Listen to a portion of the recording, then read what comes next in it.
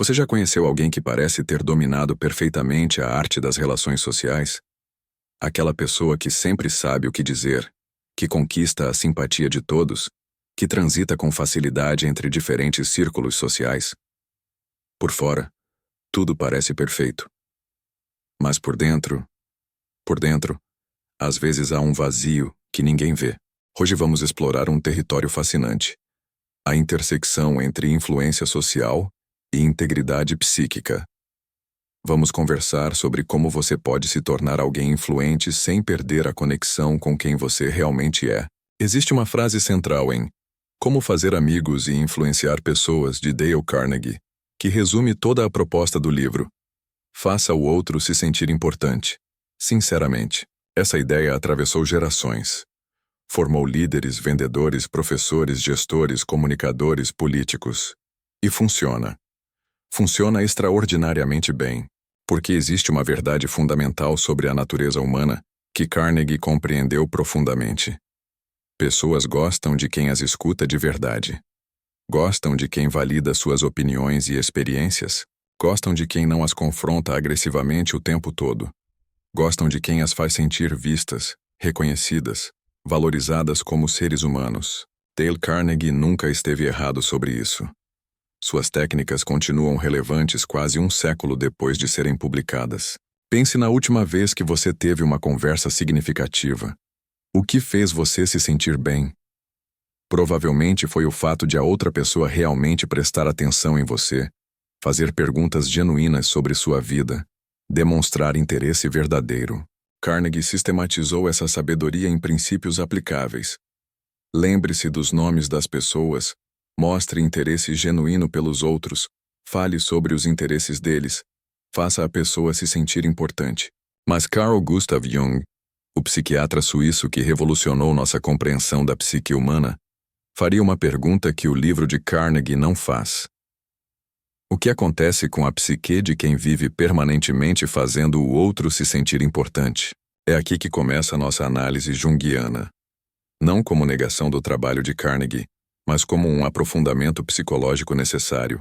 Para Jung, o ser humano vive constantemente entre duas forças fundamentais: a necessidade de adaptação ao mundo externo e a necessidade de fidelidade ao mundo interno. Carnegie ensina, com enorme clareza e eficácia, como se adaptar melhor ao mundo externo, como evitar conflitos desnecessários, como gerar boa vontade, como facilitar relações sociais e criar conexões produtivas. Jung jamais negaria o valor disso. Ele próprio reconhecia a importância da adaptação social. O problema, segundo a perspectiva junguiana, surge quando toda a energia psíquica é investida apenas nessa adaptação externa, enquanto o mundo interno é sistematicamente ignorado ou reprimido. Você aprende a influenciar, mas não aprende a se escutar. Você aprende a agradar, mas desaprende a discordar quando necessário. Você aprende a fazer o outro se sentir importante, mas começa gradualmente a se tornar irrelevante para si mesmo. Externamente há sucesso visível. Internamente há fragmentação silenciosa. Faça este exercício de autoconhecimento hoje.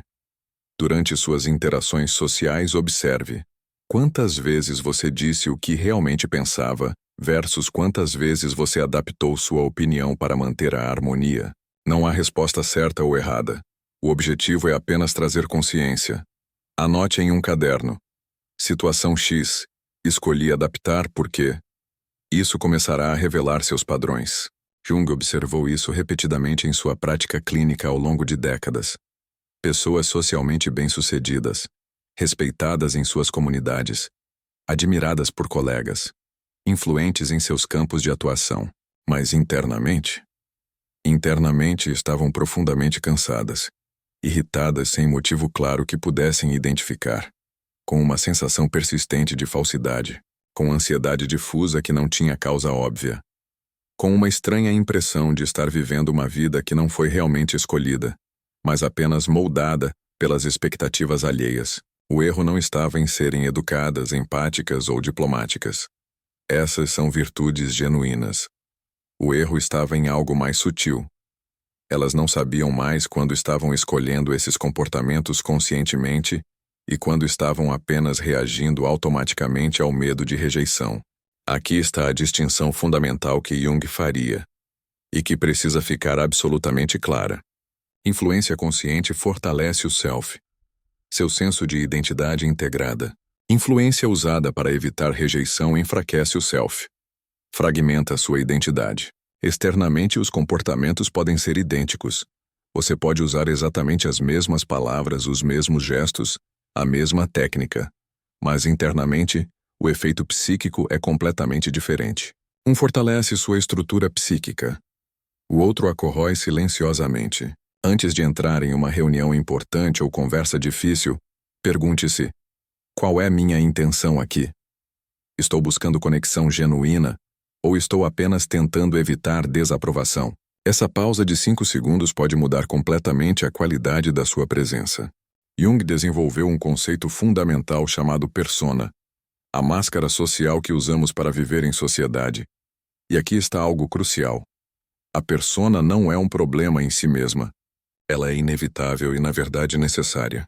Você não fala com seu chefe da mesma forma que fala com seu melhor amigo às 3 da manhã. Você não se comporta numa reunião formal como se comporta numa festa familiar. Isso não é hipocrisia. Isso é adaptação saudável à realidade de diferentes contextos sociais. O problema começa quando a persona deixa de ser uma ferramenta útil e passa a ser uma identidade fixa. Quando você não usa mais técnicas sociais estrategicamente, você literalmente se torna essas técnicas. Quando agradar deixa de ser uma escolha consciente e vira uma necessidade psíquica incontrolável. Quando influenciar os outros se torna mais importante do que permanecer inteiro internamente. Nesse ponto crítico, Jung diria: a persona tomou o lugar do self. A máscara substituiu o rosto. O personagem matou a pessoa. Identifique seus diferentes personagens sociais. Você no trabalho, você com a família, você com amigos íntimos. Agora pergunte: qual desses é mais próximo do que você sente ser seu eu verdadeiro?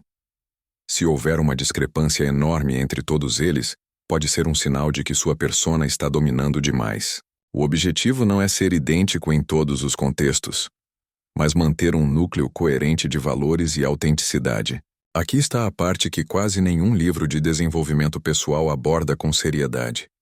Quanto mais você vive para manter aprovação constante, mais partes autênticas de você precisam ser sistematicamente reprimidas. Discordância legítima. Raiva justificada. Frustração real. Desejo de autonomia. Cansaço genuíno. Vontade de dizer não quando algo viola seus valores ou limites. Essas partes não desaparecem magicamente quando você as ignora. Elas se tornam o que Jung chamava de sombra, os aspectos reprimidos da personalidade. E a sombra, segundo Jung, não é fraca. Ela é acumulativa. Ela tem força. Ela cobra seu preço psíquico. É por isso que muitas pessoas altamente influentes e socialmente hábeis acabam, em algum ponto de suas vidas, experimentando fenômenos como explosões emocionais desproporcionais com pessoas próximas, desenvolvimento de sintomas psicossomáticos inexplicáveis, comportamentos passivo-agressivos que sabotam seus próprios objetivos, cinismo crescente apesar do sucesso externo, perda do sentido profundo do que fazem, sensação de vazio que nenhuma conquista consegue preencher. O mundo externo continua respondendo positivamente, mas o mundo interno entra em colapso silencioso. Crie o que Jung chamaria de espaço para a sombra. Reserve 15 minutos por dia para escrever, sem censura, tudo o que você realmente pensa e sente, especialmente as coisas que você nunca diria em voz alta. Não para agir impulsivamente sobre esses sentimentos, mas para reconhecê-los conscientemente. A sombra integrada é muito menos perigosa que a sombra negada. Jung não propunha que você abandonasse a adaptação social e se tornasse um eremita antissocial. Ele propunha algo mais sofisticado, consciência radical. A pergunta junguiana não é simplesmente: isso funciona socialmente? Mas sim: qual o custo psíquico disso para mim? Estou fazendo uma escolha consciente ou estou reagindo compulsivamente ao medo? E aqui está a beleza dessa abordagem. Você pode fazer o outro se sentir importante, sem se diminuir no processo. Pode ser genuinamente empático, sem se anular. Pode ser diplomaticamente hábil, sem engolir verdades essenciais sobre quem você é. A diferença está em algo sutil, mas psicologicamente decisivo. Você está escolhendo conscientemente essa adaptação ou está reagindo automaticamente ao medo de rejeição, abandono ou conflito? Quando a influência vem da escolha consciente, ela fortalece sua estrutura psíquica. Quando vem do medo não examinado, ela fragmenta essa estrutura ao longo do tempo. Antes de usar uma técnica de influência de Carnegie, faça o teste da escolha consciente. Você consegue imaginar, sem ansiedade excessiva, não usar essa técnica neste momento? Se a resposta for não, se você sente que precisa agradar, então você não está escolhendo livremente. Isso não significa que você não deva fazer, mas significa que você precisa examinar o medo subjacente. Jung diria algo radical sobre influência. A influência mais profunda e duradoura não vem da técnica perfeita. Vem da integração psíquica. Pessoas verdadeiramente integradas não precisam agradar o tempo todo. Elas conseguem sustentar presença mesmo em desconforto. Conseguem sustentar tensão quando necessário. Conseguem sustentar verdade mesmo quando não é popular. E paradoxalmente, contraintuitivamente, isso gera mais respeito genuíno, não menos. Porque o outro sente em algum nível profundo e não verbal que está diante de alguém real, não de um personagem socialmente perfeito, mas de um ser humano autêntico. Pense nas pessoas que mais te influenciaram profundamente na vida. Provavelmente não foram as que sempre concordaram com você ou que nunca criaram atrito. Foram as que combinaram presença genuína com honestidade compassiva. Pratique a discordância consciente. Uma vez por semana, escolha um momento seguro para expressar uma opinião divergente. Não de forma agressiva, mas clara. Eu vejo isso de forma diferente. Minha experiência foi outra. Observe o que acontece. Na maioria das vezes, o relacionamento não se destrói. Ele se aprofunda porque as pessoas sentem que podem confiar em sua autenticidade. Você não precisa abandonar Carnegie. Suas técnicas são valiosas, testadas e eficazes. Precisa ir além dele. Usar as técnicas sem se perder nelas. Influenciar sem se fragmentar. Adaptar-se sem desaparecer. Imagine Carnegie e Jung não como opostos, mas como complementares. Carnegie te ensina como navegar o mundo social com habilidade. Jung te ensina como não se perder de si mesmo nesse processo. Carnegie sem Jung cria pessoas influentes, mas internamente vazias. Jung sem Carnegie cria pessoas autênticas, mas socialmente isoladas. A integração dos dois cria algo mais poderoso. Pessoas autênticas e influentes. O protocolo de influência consciente. Antes da interação. Identifique sua intenção genuína. Conexão versus evitação de rejeição. Durante a interação. Use as técnicas de Carnegie conscientemente, mas observe seus sentimentos. Depois da interação, reflita. Me senti autêntico? Onde tracei limites? Onde cedi por medo? Semanalmente. Revise seus padrões e ajuste onde necessário. Deixe-me compartilhar alguns padrões que observamos quando alguém integra essas duas abordagens. O líder autêntico.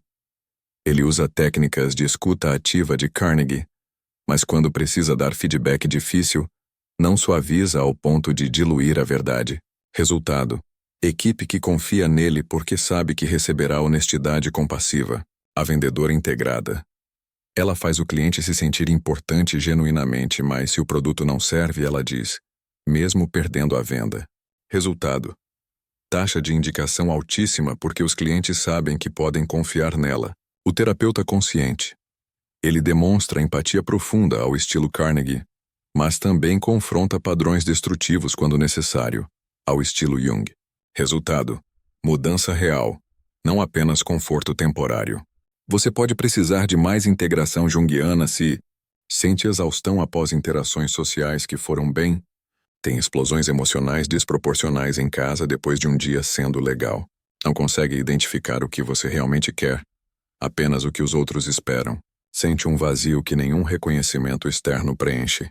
Tem pesadelos recorrentes ou sintomas físicos sem causa médica clara. Esses são sinais de que a sombra está pedindo atenção, de que partes reprimidas precisam ser integradas. A boa notícia: Você não precisa escolher entre ser influente ou autêntico. A má notícia. A integração exige trabalho consciente. Jung descreveu esse processo como individuação, tornar-se verdadeiramente você mesmo. Não o você que os outros querem, não o você rebelde contra todos, mas o você integrado, consciente, que escolhe quando adaptar e quando manter firmeza. Você pode influenciar pessoas e ainda assim estar profundamente perdido de si mesmo. Ou pode influenciar pessoas a partir de um lugar de inteireza psíquica. Dale Carnegie ensinou como navegar o mundo social com maestria. Carl Jung ensinou como não se perder de si mesmo nesse processo. A verdadeira maturidade psicológica não é escolher entre um ou outro. É integrar os dois conscientemente. É ser capaz de fazer o outro se sentir importante. E ainda assim não se sentir pequeno. É ser capaz de adaptar-se, sem desaparecer. É ser capaz de influenciar, sem fragmentar-se. E quando você consegue isso, algo notável acontece. Sua influência se torna ainda mais profunda, porque as pessoas sentem que estão diante de alguém real, alguém integrado, alguém que não precisa desesperadamente da aprovação delas. E, paradoxalmente, é por isso que confiam em você. Esse é o convite. Não abandone suas habilidades sociais, mas também não abandone a si mesmo no processo de usá-las. O mundo precisa de pessoas influentes, mas precisa ainda mais de pessoas influentes que permaneçam inteiras. A jornada de integração nunca termina completamente. Cada novo contexto, cada novo relacionamento, cada nova fase da vida trará novamente essa tensão entre adaptação e autenticidade. E isso é bom, porque significa que você está vivo, crescendo, evoluindo. O objetivo não é resolver essa tensão de uma vez por todas, mas aprender a navegar nela com consciência cada vez maior. Você está pronto para essa jornada? Se este vídeo tocou algo em você, se você reconheceu padrões na sua vida, não guarde isso só para você. Compartilhe com alguém que precisa ouvir isso. Inscreva-se no canal, ative o sininho e deixe nos comentários. Qual sua persona mais forte? Você está escolhendo ou apenas reagindo? Vamos construir juntos uma comunidade de pessoas que influenciam sem se perder. Nos vemos no próximo vídeo. Até lá, permaneça inteiro.